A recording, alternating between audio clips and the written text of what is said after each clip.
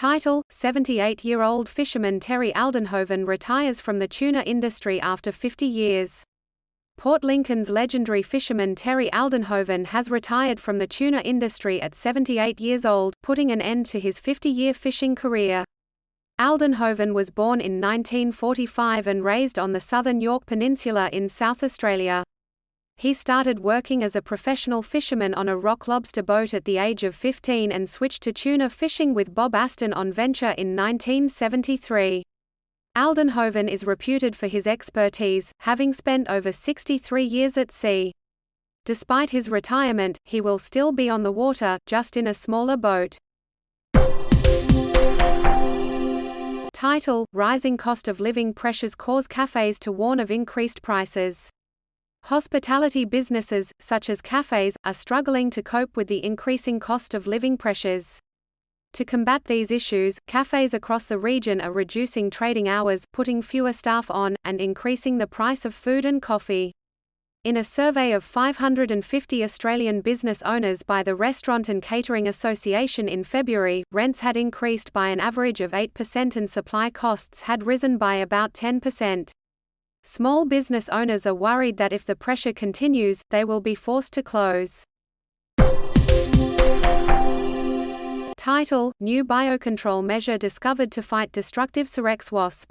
Scientists have discovered a new biocontrol measure to fight the destructive Cerex wasp that attacks softwood pine trees used to build homes and furniture. The Cerex wood wasp injects venom and a fatal wood-rotting fungus into pine trees, killing them for its larvae. This invasive insect almost destroyed Tasmania's radiata pine industry in the 1950s and killed millions of trees in the late 1980s. The new weapon in the war against the invasive wasp is a nematode called Deladena cirricidicola, which feeds on the Cerex fungus, parasitizes the wasp larvae, and sterilizes developing females. The discovery adds genetic diversity to the timber industry's biocontrol options. Title: NT politicians under scrutiny for taxpayer-funded private travel.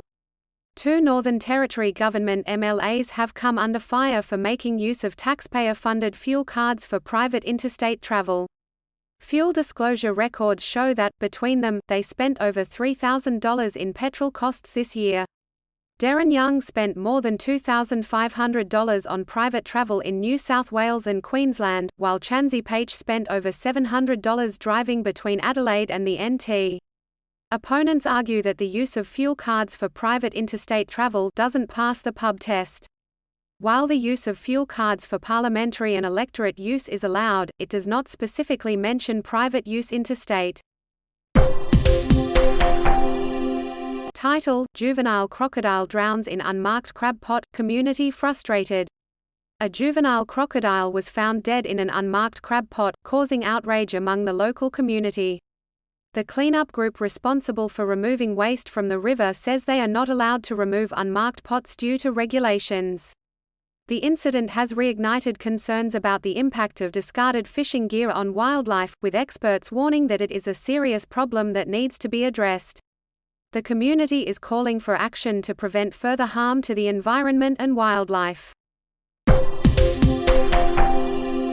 UN calls out Israel for use of advanced military weaponry in deadly West Bank clashes. The United Nations Human Rights High Commissioner has said the situation in the Israeli-occupied West Bank was deteriorating sharply, and he called on Israel to reset its policies and comply with international law.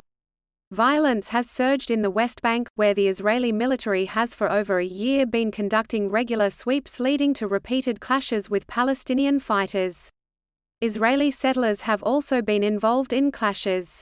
This week's violence in the occupied West Bank risks spiraling out of control, fueled by strident political rhetoric, and an escalation in the use of advanced military weaponry by Israel, Volker Turk said via a spokesperson at a UN briefing in Geneva. Title: U.S. intelligence report finds no direct evidence of Wuhan lab leak theory. A 4-page report by the Office of the Director of National Intelligence (ODNI) found no direct evidence to support the lab leak theory that COVID-19 originated from the Wuhan Institute of Virology. While it did not rule out the possibility that the virus came from a laboratory, the intelligence agencies were unable to determine the precise origin of the pandemic. Reports of lab researchers developing respiratory illnesses in late 2019 were also inconclusive. The latest report angered some Republicans, who claimed that the Biden administration wrongly withheld classified information. 4 agencies still believe the virus was transferred from animals to humans. New South Wales Liberals reveal plan for renewal by 2027 at first meeting since election loss. The New South Wales Liberal leader, Mark Speakman, has unveiled a plan to rebuild, renew the party and win back government at the 2027 state election. Speaking to party officials on Saturday, he promised to strengthen the relationship between the parliamentary and organisational wings of the party and to identify a pool of potential candidates from diverse backgrounds, including young people and women. Respect and deep connections with the community were also named as key to the party's renewal. The Liberals lost key seats in Western Sydney in the March election, which saw Labor return to government after 12 years in opposition. Title: Phone app helps police intercept stolen car. A stolen ute was tracked and intercepted by police in the Adelaide Hills with the help of a phone app. The owner of the vehicle was able to give real-time updates to police on the location and speed of the car, which was allegedly stolen from a business in Dry Creek. Police continued to track the vehicle using a helicopter and successfully spiked its tires at Hillbank. However, the driver attempted to evade police by crashing into a patrol car, resulting in charges of illegal use of a motor vehicle and dangerous driving. Thankfully, no one was injured in the incident. Link.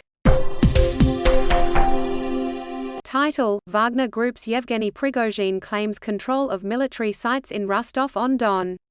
Russian private military contractor Wagner Group's leader Yevgeny Prigozhin has claimed control of all military sites in southern Russian city Rostov-on-Don.